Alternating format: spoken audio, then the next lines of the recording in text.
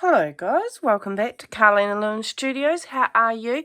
I hope you are well. I am back with another quick loose watercolor tutorial. This one is for my friend Fiona actually. She's seen this painting here of mine and said, oh, could you do a demonstration and also a larger one like this, which has got heaps of lovely texture in it. So I thought that I would show you. Normally I don't normally sketch out, but I think since this is so easy and these are just big shapes like that, I think it would be helpful to sketch it out. So let's that's off screen, sorry about it, but I thought we might go the opposite direction so we can change the composition a wee bit. So start with one here and then a little bit narrower here. They don't have to be perfect because, you know, what's perfect in the world? Put these little bud bits on there. Leave enough there for some flowers. Put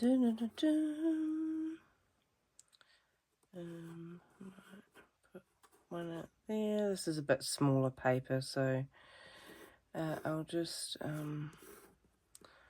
put in what might fit is the best way. So there you go, just a few shapes. I hope you can see that.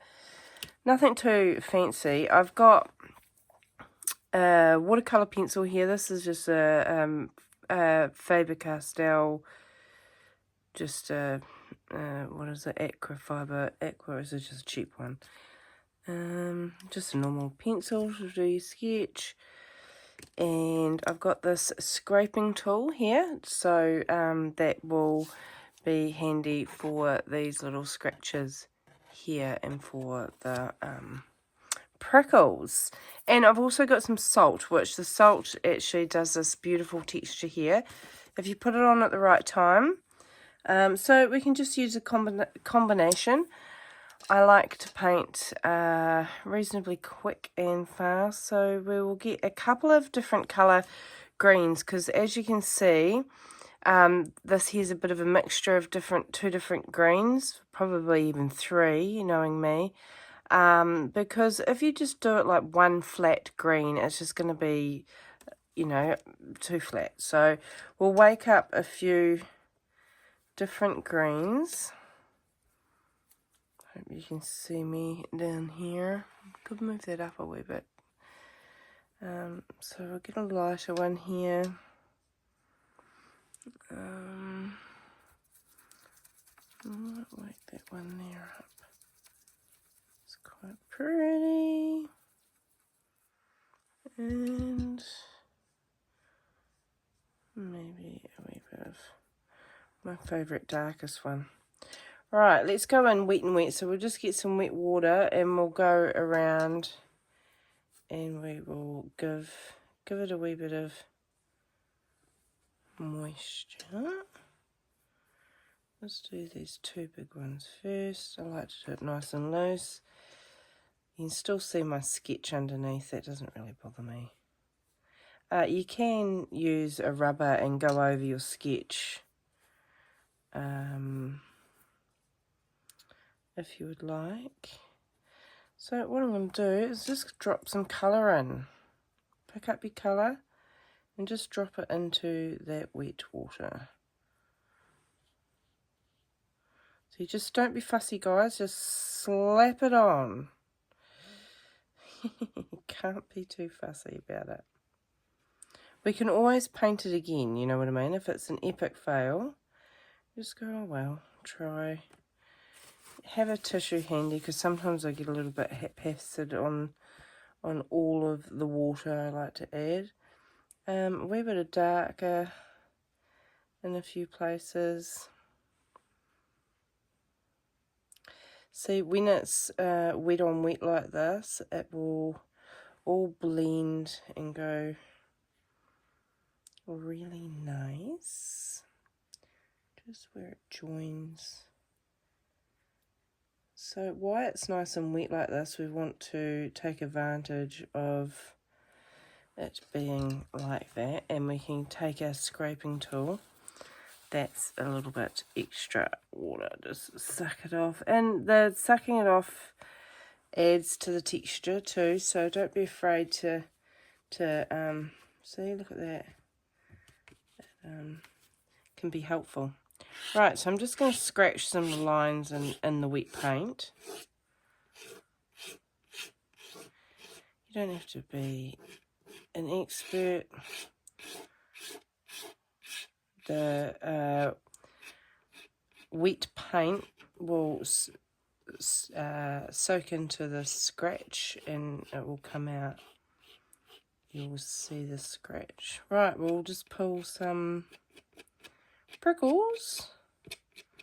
So by scratching the wet paint, it will pull the paint out onto the white bit of paper so you can see it. This scratchy tool, some scratchy tools might swap and use this file. We'll grab the paint a wee bit better. There we go. So just change if you find that your scratchy tool isn't picking up the paint. See, that makes a big difference actually. I don't know if that shows up on the camera, but oh, I love putting all the spikes on them. So just still moving reasonably quickly because you know, the wet on wet technique of painting, we'll get another brush, of painting these flowers. Wrong one, wrong colour. Get into this one. I like it to all blend in to itself.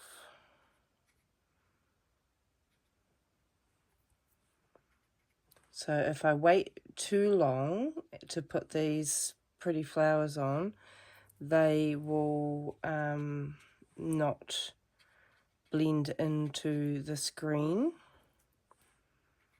And then you'll be wondering why you're not getting this lovely bleeding effect. It's because everything is still very, very wet.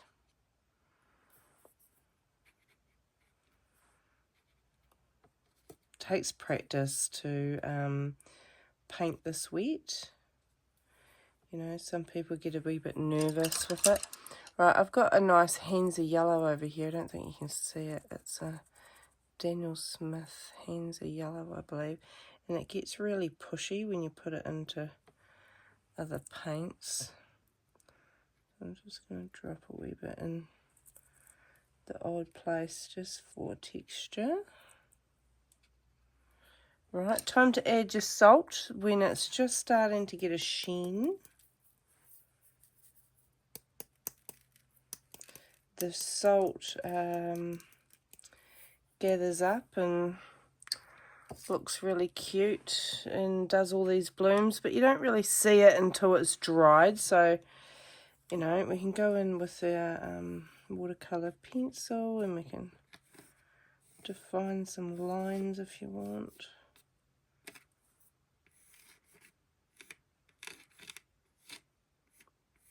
You can hear the salt on the page.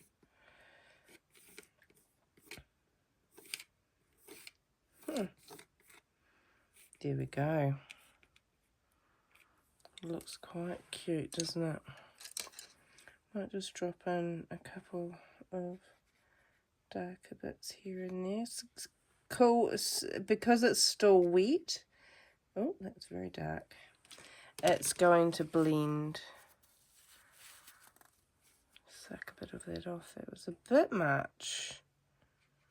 Just around the joins of where these, just for a little bit extra depth and dimension into your painting.